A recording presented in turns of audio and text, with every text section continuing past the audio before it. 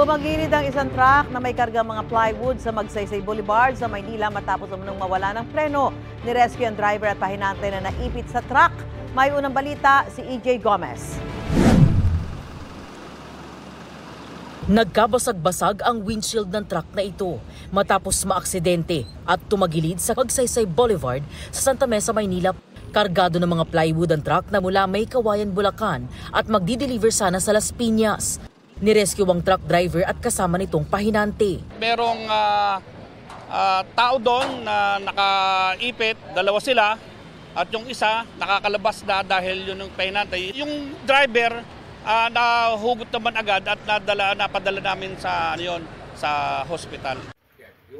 Ayon sa pahinante ng truck, nawalan umano ng kontrol ang driver nang lumiko ito pakanan mula NLEX connector pababa ng Magsaysay Boulevard.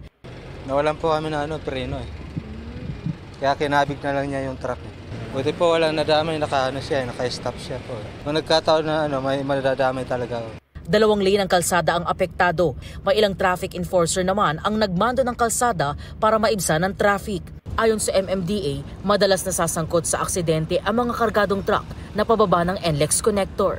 Maraming beses nangyayaring ganyan na bumabaligtad. Mabibigat pa yung karga katulad dito, fully loaded yan.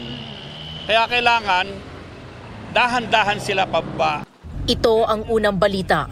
EJ Gomez para sa GMA Integrated News. Gusto mo bang mauna sa mga balita? Mag-subscribe na sa GMA Integrated News sa YouTube at tumutok sa unang balita.